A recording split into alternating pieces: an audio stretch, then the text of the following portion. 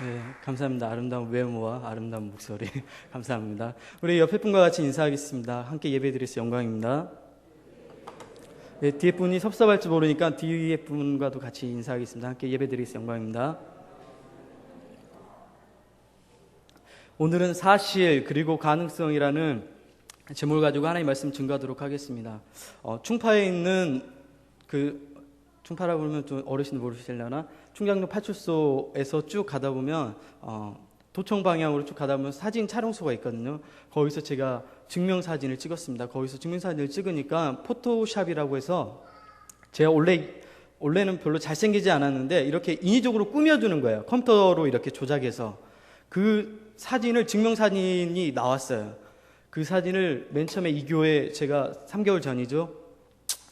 최준석 목사님에게 이력서를 낼 때 한 번도 만나보지 않고 구성남 전도사님을 통해서 이력서를 보냈어요.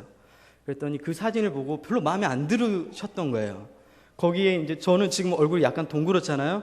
거기는 이렇게 깎여가지고 나왔어요. 근데 굉장히 이렇게 저는 나름대로 괜찮다고 생각했는데 목사님 볼 때는 인상이 좀 날카로워 보인다고. 별로라고. 그래서 안 뽑으려고 했대요. 근데 연락이 안 오는 거예요. 저는 여기 말고 이력서를 낸 데가 없었거든요. 그래서 연락 오기를 기다리는데 일주일이 지나도 연락이 안 오는 거예요. 그래서 어떻게 된 건지 구성남 선생한테 연락을 해봤더니 그러면 마지막으로 한번 만나보자 뭐 이런 분위기였던 것 같아요. 자세히는 모르겠는데 그래서 교회에 찾아왔어요. 와서 목사님 보고 이 사람이었냐고 보면서 얼굴이 이렇게 약간 동그랗게 해서 부드럽게 생겼다고 괜찮다고 다음 주부터 오라고 같이 사역하자고. 우리는 사실과 미래의 가능성을 놓고 살고 있습니다. 오늘 현재는 사실이에요. 제가 아까 여기 서가지고 마이크, 목사님 키가 크시잖아요. 그래서 마이크가 위에 있고 그래서 제가 맞추려고 여기 섰더니 어떤 집사님이 안 보인대요. 잘. 이게 저의 사실입니다. 현실이고. 그러나 미래의 가능성이 있습니다. 여러분 아멘 하셔야 돼요. 제가 어떻게 될지 아무도 모릅니다.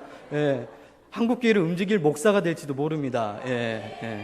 그렇게 하셔야죠. 네.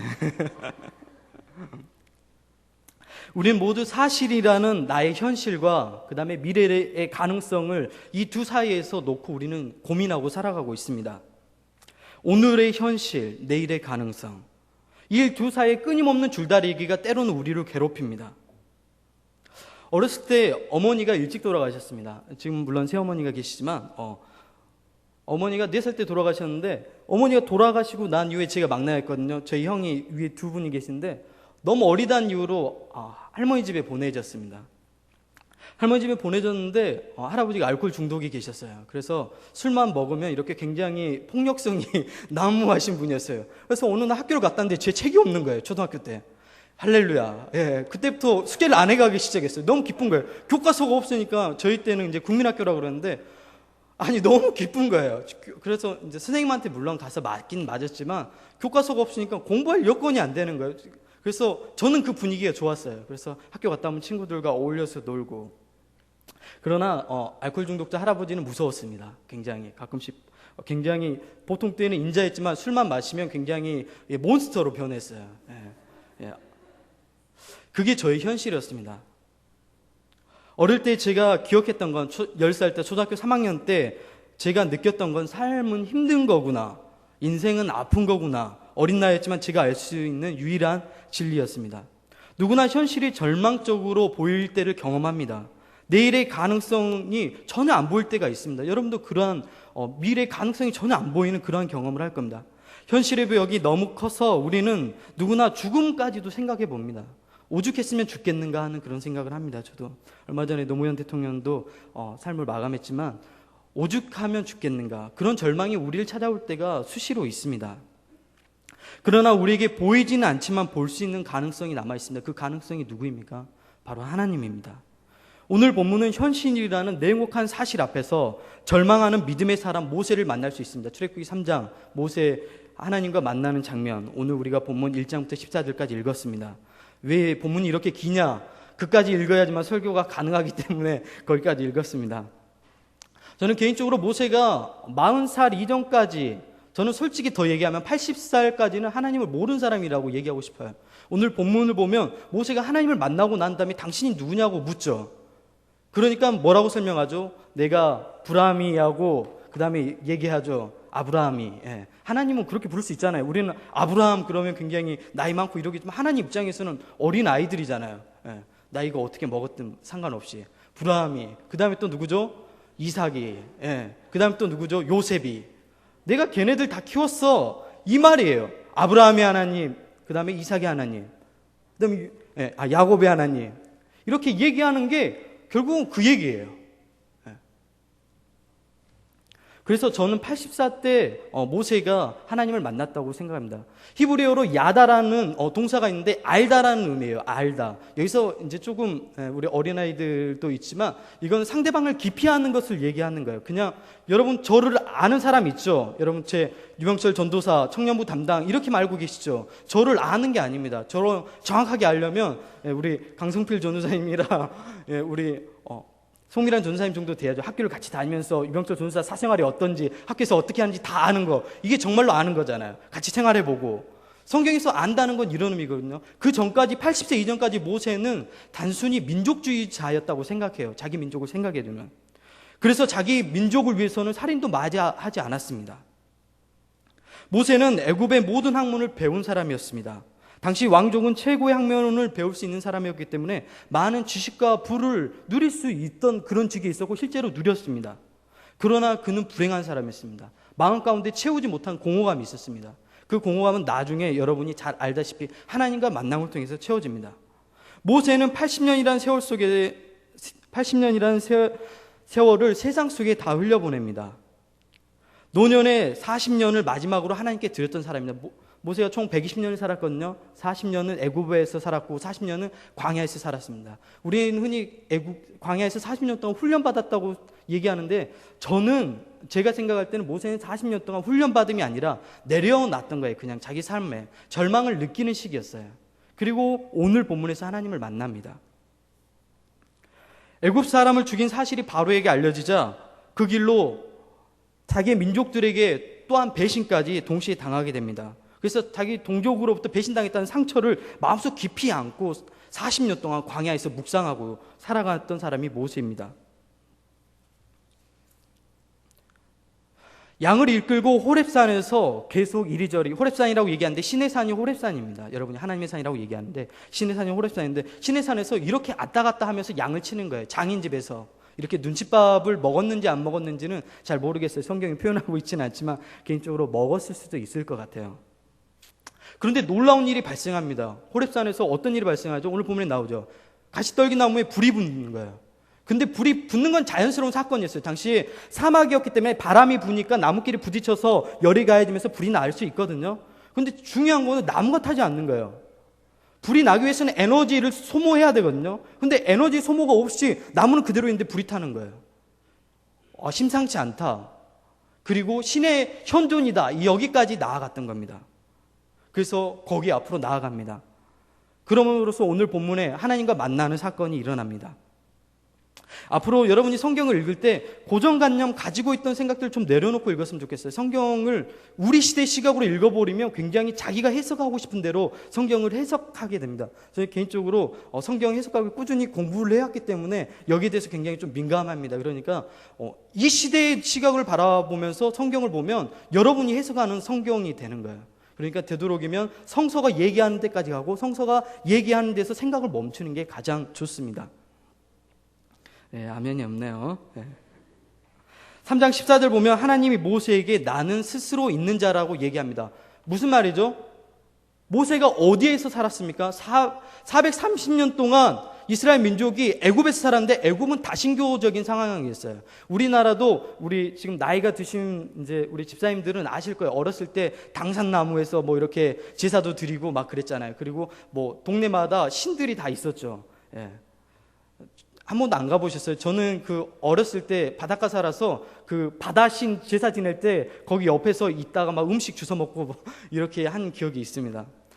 애굽도 당시 다신교적인 상황이었어요. 그런 상황에서 하나님이 내가 유일한 신임을 보여주는 사건이 오늘 본문에 있습니다. 그래서 나는 스스로 있는 신이라고 얘기를 하는 거예요. 물론 이제 10가지 재앙이 그 다음에 나옵니다. 오늘 본문에 나오진 않았지만 이 10가지 재앙을 통해서 하나님이 내가 진정한 신이 누구인가를 보여주는 것입니다.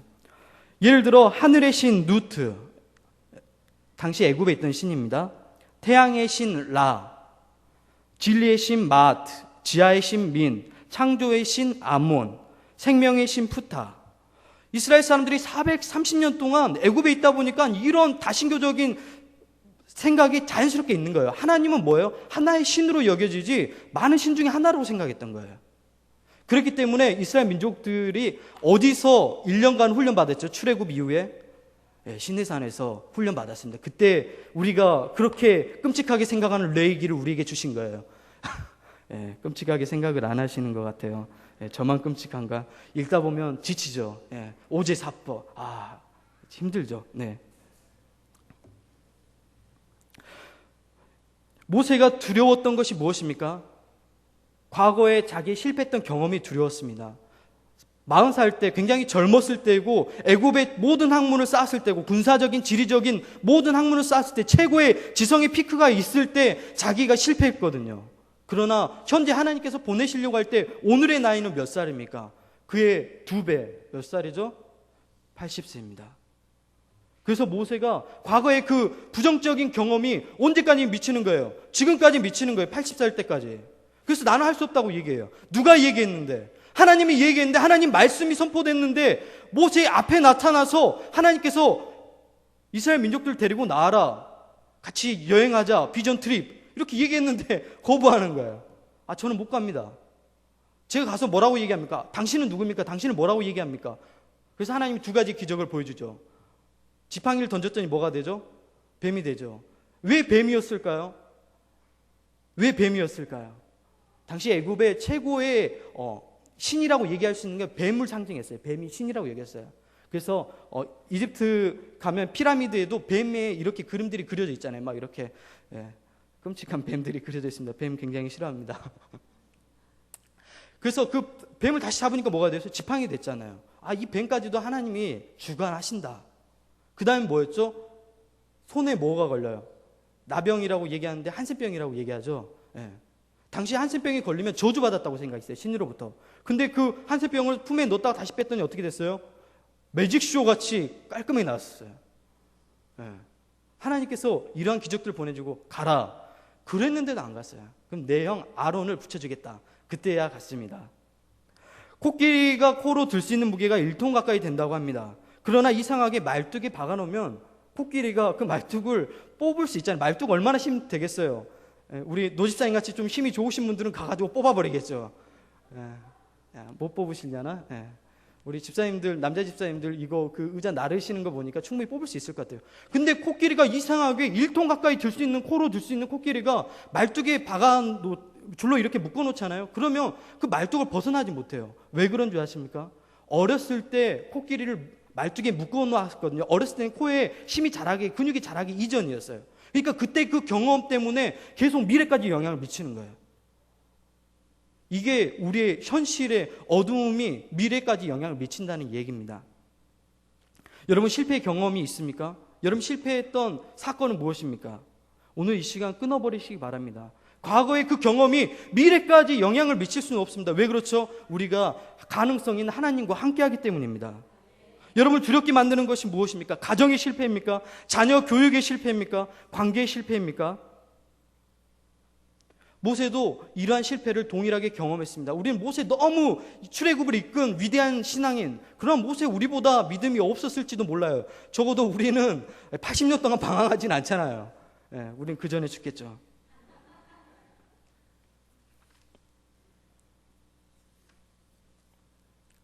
여러분의 현실이 굉장히 어두울지 모릅니다.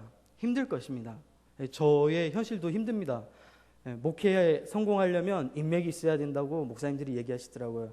인맥이 없습니다. 불행하게도 저희 부모님 믿지 않습니다.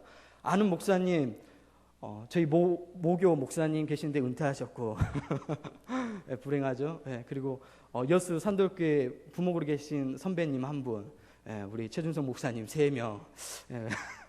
우울합니다. 저의 인생도. 그러나 제가 우울하지 않는 것은 단 한 가지입니다. 하나님이 저와 함께하는 것을 저는 믿습니다. 하나님이 우리의 가능성이 돼야지 그 어떤 것도 우리의 가능성으로 두지 마세요. 여러분 사실 여러분이 가능성으로 두고 있는 거 언제 어떻게 될지 모릅니다. 제가 그 얘기는 해드리고 싶습니다. 털을 가진 동물들은 본능적으로 불을 싫어한다고 합니다. 사자도 불을 싫어하겠죠. 그러나 유일하게 불을 뛰어넘는 사자들이 있습니다. 어디 사자인지 아세요? 예, 서커스의 사자들입니다. 미친 사자들입니다. 왜냐하면 그 본능이에요. 본능은 거스릴 수 없는 거예요. 털을 가진 동물들이 여러분 앞에 사자가 나타나면 여러분 불 횃불 해가지고 이렇게 하면 절대로 아무리 그 사자가 30일 금식이라고 와도 절대로 여러분을 잡아먹지 못합니다. 왜냐하면 본능을 거스릴 수 없기 때문에. 그러나 서커스의 사자들은 왜 본능을 거스리면서 불을 향해 뛰어듭니까? 왜 뛰어들죠? 네? 네, 크게 얘기해 주시면 감사하겠습니다. 유심히 살펴보았더니 단 한 가지 특징을 보였습니다. 뭔지 아세요? 불을 뛰어넘기 전에 조련사와 눈빛을 마주칩니다. 신뢰의 눈빛입니다. 저는 이게 크리스천이 이 땅에 살아가는 힘이라고 생각합니다. 불을 뛰어넘기 전에 본능적으로 두려운 거 있잖아요. 우리도 여러분 본능적으로 두려운 거 없으세요? 두렵잖아요. 하나님 계신데도 두려울 때 있잖아요. 본능적으로 두려움이 있잖아요. 그럴 때 그 절망적인 상황 앞에서 그 순간에 누굴 봐야 된다고요? 하나님. 미친 사자도 조련사를 보고 불을 뛰어넘는데 우리는 왜 하나님을 보고 못 뛰어넘습니까? 여러분도 여러분의 그 절망적인 상황을 사자와 같이 하나님을 그때 바라보셔야 됩니다. 네, 아멘이 없으신 분들은 누굴 바라볼지 모르겠습니다. 농담입니다. 이 시간 여러분 눈을 들어서 하나님을 바라보십시오. 거기로부터 우리의 가능성이 시작되는 거예요. 우리의 현실은 어둡죠. 당연히 우리가 뭐 가진 게 있습니까? 광주 땅, 버려진 땅 아니에요. 예. 서울에서 사람 난다고 얘기하고, 제가 서울 쪽에서 2년 동안 사역했더니 사투리를 많이 쓴다고 굉장히 구박을 많이 받았어요. 야, 제가 그래서 얘기했죠. 왜 서울 사람들만 중심이냐? 니네가 광주 오면 왕따 당한다, 재수없다 그런다. 예. 밥 먹었니? 뭐 이렇게 아주 그 친구들 사이에서 몰매 맞고 왕따 당하죠. 예, 전도사라도 예외 없습니다. 재수없다 그러고 그러죠. 예, 그 상대적이죠. 서울에서 제가 서울로 가니까 거기서는 뭐 사투리 많이 쓴다고 그러지만 그 사람들이 내려오면 반대로 되겠죠. 첫 번째로 세 가지를 나눠서 조금 더 설명하려고 합니다. 가능성에 대해서. 첫 번째로 세상 속에서 가능성입니다. 사무엘상 17장을 보면 다윗의 이야기가 나옵니다. 다윗과 골리앗이 싸워서 다윗이 이겼다는 얘기를 나와요. 근데 다윗이 이겼던 핵심적인 하나님을 의지해서 이겼습니다. 맞습니다. 저도 그건 인정합니다. 두 번째가 뭡니까, 여러분? 그러면 세상적인 방법으로 훈련하지 않았다는 거였어요. 다윗은 어떻게 훈련했습니까? 다윗은 막내 아들이었습니다. 8번째 아들이었습니다. 그리고 10대 고등학생 정도 되는 나이였어요. 고딩이었단 말이에요. 지금으로 얘기하면. 그런데 형들 3명, 위에서 서열 3명이 군대에서 훈련받을 때 이 다윗은 색다른 방법으로 훈련했습니다. 어디서 훈련했죠? 짱돌을 들고 어디서 훈련했습니까? 광야에서 양을 치면서 사자와 곰을 상대했다고 그래요. 저는 굉장히 여러분 곰이 느릴 것 같아요? 빠를 것 같아요? 여러분 빠릅니다. 곰이 미령 곰탱이라고 그래서 곰이 엄청 느릴 거라고 생각하지만 곰이 굉장히 빠릅니다. 사자는 얼마 빠른지 압니까? 상상하지 못해요. 그런 움직이는 표적을 돌로 맞춘다는 거, 저는 그냥 된 게 아니라고 생각해요. 끊임없는 훈련했다고 생각해요. 물매로 가지고 그 성경에는 나오지 않지만 훈련했을 것 같아요. 왜냐하면 그렇게 빠르게 움직이는 그 사자를 맞춰서 죽일 정도잖아요. 곰을 죽일 정도잖아요. 새끼 양을 물고 갈 때, 분명히 멈춰 있을 때, 자고 있을 때 죽였다고 얘기하지 않습니다. 새끼 양을 물고 갈 때, 뛰어갈 때라는 얘기예요. 물론 새끼 양이 비만 양이어가지고 좀 이렇게 못 뛸 수도 있죠. 그래도 어느 정도 사자, 곰 빠르잖아요. 근데 훈련했다고 생각해요. 저는 개인적으로. 세상적인 방법이 아닌 뭐예요? 자기만의 방법으로 자기 안에서 훈련했어요. 끊임없이 돌을 던졌겠죠. 골리앗하고 만났습니다. 드디어. 여러분 어땠겠어요? 골리앗이 사자보다 빠르겠습니까? 곰보다 빠르겠습니까? 정확하게 이마를 맞춰서 죽였죠. 그리고 물맷돌 몇 개 들고 온지 알아요? 5개를 들고 왔어요. 골리앗 형제들, 키 큰 네피림 후손들이 5명이나 있었어요. 장수들이. 다 죽이겠다는 어떤 의지를 나타냈겠죠. 세상적인 방법으로 안 하고 훈련해 가니까 그런 결과가 있는 거예요. 여러분 세상적인 방법이 다 훌륭하다고 생각하는 거, 그건 굉장히 큰 착각입니다. 여러분 하나님 안에서 하나님 방법으로 이끌고 가는 거 굉장히 중요합니다. 저는 좀 부모님들 굉장히 죄송한 얘기지만 아이들 교육도 하나님 앞에서 정직하게 하나님 방법으로 한번 해보세요. 기도할 때 아이들, 기도한 아이 공부 못한다? 저는 절대로 그렇게 생각하지 않습니다. 제가 경험했습니다. 기도 단순히 기도하는 게 아니라 그냥 그 아이를 잡아놓고 하루에 1시간씩 기도하면 그 아이의 집중력은 상상을 초월합니다. 여러분 기도해봤죠? 잡생각이 수십 가지가 몰려옵니다. 그 가운데 하나님을 붙잡는 그 집중력을 키우는 거. 야, 깜빡이 단어 외우는 것보다 더 많은 집중력을 요구합니다. 기도할 때. 저도 어느 순간부터 집중력이 생겼어요. 저도 몰랐어요. 제가 왜 이렇게 집중력이 생겼지? 제가 중고등학교 6년을 쉬었거든요. 그리고 20살 때 대학교를 갔더니 굉장히 사망의 그늘에 앉아 있어서 날마다 수업 시간마다 힘들었는데 그때부터 기도했어요. 날마다 기도했더니 어느 순간부터 앉아 있는 게 안 힘들고 집중하게 되더라고요. 도서관에 2시간 동안 앉아 있는 저를 보면서 깜짝 놀랄 때가 있었어요. 주님, 이거 무슨 말입니까? 이거 종말이 오는 것입니까? 제가 왜 이러죠? 진짜 놀랐어요. 물론 지금 저를 아시는 분들은 상상을 못 하겠지만 정말 10년 전에 그랬어요. 저의 모습이었습니다. 현실이었습니다. 하나님의 방법으로 나아가면 반드시 하나님께서 채워주는 것들이 있습니다. 20살 때 찬양 사역을 하고 싶어가지고 악기를 배우고 싶었는데 대학 진학을 실패했습니다. 아버님의 사업 실패는 아니고 우리나라 국가 위안 위기가 있었죠. IMF. 그래서 악기를 배울 수가 없었어요. 절망적이더라고요. 저는 대학에 낭만적인 생활을 꿈꿨는데 20살 때 제가 처음 했던 건 짜장면 배달이었어요. 인문계 나와가지고 할 게 없는 거예요. 그래서 대인시장에 북경반점에서 짜장면 배달했었습니다. 그때 저는 광야, 모세의 광야. 제 데이빗 뉴라고 하는 이유가 다윗과 같은 심정이었어요. 막내 아들로 버려주고 가사 일하고 그 양똥 치우고 제가 그런 심정으로 데이빗 뉴라고 항상 얘기해요. 다윗이 나와갔구나. 근데 그 1년간 기간 동안에 제가 다녔던 게 북구 쪽에 갈보리 교회라는 곳이었는데 그때 밤무대 집사님들이 전도되어가지고 왔어요. 그 찬양단을 밤무대 분들이 쓰셨어요. 굉장히 화려했습니다. 저도 깜짝 놀랐습니다. 근데 이제 밤무대 분들이라서 이렇게 행사가 있잖아요. 이렇게 위문 공연 가고 그럼 빵꾸가 날 때마다 채워야 되는데 채워야 될 청년이 없었던 거예요. 그때 제가 OHP, 지금 이거 프로젝트로 하지만 당신은 OHP로 했거든요. 이렇게 필름으로 해가지고 하는 거예요. 제가 그거 했어요. 근데 이 청년이 성실하게 OHP를 정말 사명을 가지고 예배를 안 빠지고 하는 거예요. 이 집사님들이 기특했나 봐요. 그래가지고 너 이리 와봐라. 그러더니 저한테 이분들이 악기를 다 가르쳐 주시는 거예요. 그때 드럼, 베이스, 일렉을 배웠습니다. 1년 동안 밤무대 분들에게 10년간 엑기스를 배웠습니다. 장르별로 다 가르쳐 주시대요. 그거는 이렇게 하는 거야. 모르겠어요. 하나님이 그렇게 훈련시키던데요. 제가 붙잡았던 건 뭐냐면 하나님 방법대로 가려고 다른 길로 가지 않았습니다. 저는 하나님 길로 가려고 하니까 하나님께서 붙잡고 나아갈 때 분명히 우리의 삶이 열립니다. 그게 가능성이라고 생각해요. 분명히 그 힘든 기간이 있었어요. 저도 1년 동안 그 짜장면 배달하면서 짜장면 냄새만 맡아 오바이트 나온 줄 알았어요. 너무 싫어가지고. 그러나 그 기간이 저를 만들었어요. 여러분, 그 가능성이라는 거, 하나님 통한 가능성, 하나님을 바라보고 나아갈 때 우리 그런 가능성들이 있습니다. 세상적인 방법을 쫓아간다고요? 여러분, 세상은 어떻게 패러다임이 바뀔지 모릅니다. 여러분. 두 번째로 교회 안에서의 가능성입니다. 교회 많은 사람들 보고 절망할 때 많죠. 저 집사님 왜 저럴까? 저 장로님 왜 저럴까? 그러나 제가 누누이 얘기하지만 교회에는 어떤 사람들이 모인 곳이라고요? 부족한 사람들이 모여서 부족한 말씀을 듣고, 여러분 지금 저의 부족한 말씀을 듣잖아요. 부족한 사람들이 모여서 부족한 말씀 듣고 부족한 은혜를 채워가는 곳입니다. 이게 교회예요. 그러니까 교회 안에 당연히 여러 가지 일들이 생길 수 있죠.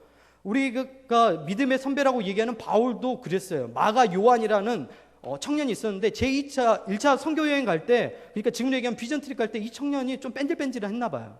그래가지고 가다가 좀 무슨 일이 있으니까 기분 나빠서 돌아와 버렸어요. 2차 선교여행, 비전 트립 가려고 할 때 이제 바나바의 친척이었거든요. 마가 요한이. 그러니까 데리고 가려고 하니까 바울이 안 된다고 그래요. 저 녀석 싸가지가 없다고, 안 된다고. 난 절대로 못 데리고 가겠다고. 어떻게 하나님이라 하는데 중간에 도망가는 애를 데려갈 수 있냐고. 나는 죽는 한이 있어도 안 된다고. 그리고 바울이 누구랑 싸우는 줄 알아요? 바나바하고 성경에 심히 다투어 갈려져 가지고 갔습니다. 구브로 섬으로 갔는데 지금으로 얘기하면 키프로스 섬이거든요. 그곳이. 그 구브로 섬으로 가고 바울은 이제 안디옥으로 해갖고 쭉 위쪽으로 올라갔습니다.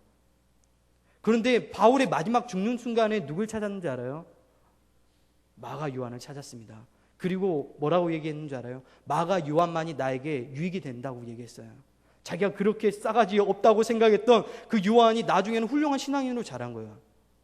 이게 우리가 교회 안에서 봐야 될 가능성입니다. 세 번째로 자녀 교육에 대한 가능성입니다.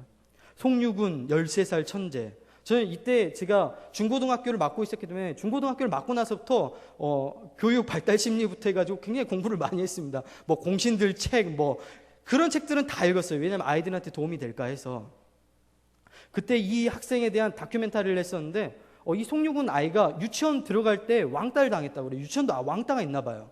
근데 왕따를 당했대요. 그래서 유치원을 가니까 아이들이 막 이지매 시키고 가방을 들게 하고, 그래서 그 유치원 아이들 가방 다 들고 부모가 속상한 거예요. 그걸 보고 아이가 적응 못하고. 유치원 선생님도 이렇게 얘기한 거예요. 이 아이가 굉장히 착합니다, 어머니. 그러나 뭐라고 얘기했냐면 좀 학습하는 능력이 좀 떨어지네요. 예. 부모로서 어떻게 마음이 아프잖아요. 그러니까 아버지가 집에서 이제 홈스쿨 비슷하게 자기가 가르쳤어요. 가르치다 보니까 이 아이가 좀 느려요. 말도 느려요. 지금도 말 느려요. 그러나 집중력이 엄청 탁월한 거예요. 그래가지고 6개월 만에 수학 미적분을 풉니다. 여러분, 미적분을 푼다는 것은 여러분 그 고등학교 다니는 자녀에게 너 미적분 풀 수 있니? 얘기하면 분노할 거예요. 그만큼 어려운 겁니다. 미적분을 푸는 거예요, 이 아이가. 이 부모가 만약에 이 아이의 가능성을 발견하지 못했다면 이 아이는 어떻게 자랐을지 여러분 아시죠? 바보로 자랐을 거예요. 그러나 이 부모가 이 아이의 가능성을 발견하고 나서부터 이 아이가 어떻게 자랐죠? 천재로 불리우잖아요. 야, 인하대를 최연소로 입학했는데 인하대 거기 교육 시스템이 마음에 안 든다고 자퇴하더라고, 1년 만에. 그리고 대학원 진학한다고 지금 준비하고 있다고 들었습니다, 최근 소식은. 그리고 일주일에 한 번씩 초등학교에 가서 아이들과 같이 어울린답니다. 1968년 미국의 교육심리학자 로젠탈 박사는 어린아이들을 대상으로 연구 결과를 발표했습니다.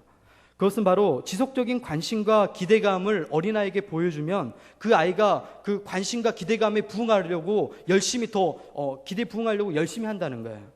이제 조금 어려운 말로 하면 피그말리온 현상이라고 이걸 얘기하거든요. 피그말리온 현상. 어린아이에게 관심을 가져주는 거, 그 아이에게 기대를 가져주는 거. 저는 이 피그말리온 효과를 어렸을 때 저희 목사님이 저한테 그렇게 해주셨던 것 같아요, 기억에. 저의 현실은 암담했거든요. 저희 성적표를 가져다 주면 아버지가 성적표를 찢어버릴 정도였으니까 여러분의 상상에 맡기겠습니다. 그런데 목사님은 저에게 기대를 항상 하시더라고요. 너 정말 크게 될 거야. 오셨어. 목사님 미치셨나? 속으로 저는 직접 얘기는 못하고. 아니, 목사님이 저의 성적을 아시고 저런 얘기를 하시나? 목사님 왜 저러시지? 나이가 드셔서 사리 판단이 좀 이렇게 흐려지셨나? 아니에요. 목사님이 이 피그말리온 효과를 아셨던 것 같아요. 저에게 기대감을 계속 해주시는 거예요, 만날 때마다. 그래도 어느 순간부터 그게 부담감으로 다가오더라고요. 나는 뭔가 좀 해야 되는 거 아닌가. 그래서 오늘의 제가 있는 것입니다. 10년 후에 저의 모습 여러분 기대하십시오. 여러분이 기대한 만큼, 여러분이 기대를 걸어주는 만큼 한국 교회를 움직이지 못할 망정 조금은 흔들어 보겠습니다. 사람마다 가능성은 다릅니다, 여러분. 제가 여러분이 모두 성공의 신화를 달려라고 얘기하는 게 아니라 여러분 과거에 실패했던 그 경험이 여러분을 붙잡고 있다면 그 경험을 끊으라는 얘기예요. 신앙은 환경 결정론이 아니에요. 환경 결정론은 무엇이죠? 그 환경이 그 사람의 인생을 좌우한다는 게 환경 결정론이잖아요. 심리학적으로 보면 저의 인생 자체는 뭐예요? 정말 페인의 인생을 살았어야죠. 그러나 우리는 가능성 있는 하나님이 있어요. 그것도 우리의 미래에 함께 하십니다. 그렇기 때문에 우리의 과거의 부정적인 경험을 넘어설 수 있습니다. 그러나 그 중간 과정이 조금 힘들죠. 그러나 하나님과 함께 가십시오. 아니요, 하나님이 여러분과 함께 갑니다. 여러분 발에 묶여있는 그 끈이 보이시죠? 그 두 사람이 함께 가는 그거 뭐라고 그러죠? 하나님과 묶여있다니까요. 여러분이 먼저 가려면 넘어져요. 이제 우리 조금 극단적인 신앙을 가지신 분들은 하나님이 너를 치셨다 이렇게 표현하는데, 저는 치셨다가 아니라 하나님과 템포를 못 맞춰서 넘어진 것이다 이렇게 표현하고 싶어요. 하나님과 같이 걸어가면, 하나님과 대화하면서 걸어가면 조금 힘들지만 즐거워요. 같이 있어요. 여러분 그 길을 가시기 바랍니다. 그리고 여러분 자식들에게도 그 길을 가르쳐 주시기 바랍니다. 저 공부 못한다고 구박하지 마세요. 저는 하나님을 그 아이가 만난다면 반드시 저는 일어설 거라고 믿습니다. 왜냐하면 저를 찾아왔던 하나님이 그 아이에게도 찾아갈 거라고 믿습니다. 우리는 사실이라는 오늘 현실과 가능성이라는 내일을 살고 있습니다. 여러분, 그 힘겨운 줄다리기 속에서 무엇을 바라보고 있습니까? 하나님을 바라보십시오. 이게 신앙인의 삶입니다. 같이 기도하겠습니다.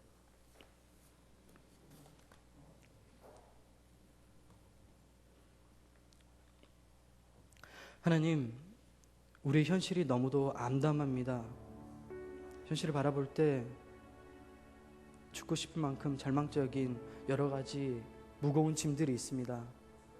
하나님, 주님을 의지하고 나아가길 원합니다. 하나님이 우리를 도우심을 믿습니다. 우리의 과거의 부정적인 경험들이 더 이상 우리의 미래에 영향을 미치지 않도록 하나님, 이 시간에 말씀을 들었습니다. 하나님, 이 말씀을 통하여서 우리의 마음이 변하게 해주시고 우리의 생각이 변하게 해주시고 이 말씀이 우리의 삶 속에 스며들게 해주시옵소서. 그래서 오늘 이 시간 이후로부터 가능성인 하나님을 붙들고 힘겨운 싸움을 하루하루, 아니 하나님 매 순간마다 하나님 해나가는 우리 예수나무 성도님들 모두 될 수 있도록 주께서 친히 인도하여 주시옵소서. 감사드리며 예수 이름으로 기도드렸습니다. 아멘. 우리 주님 손에 맡겨드리를 우리 같이 찬양드리겠습니다.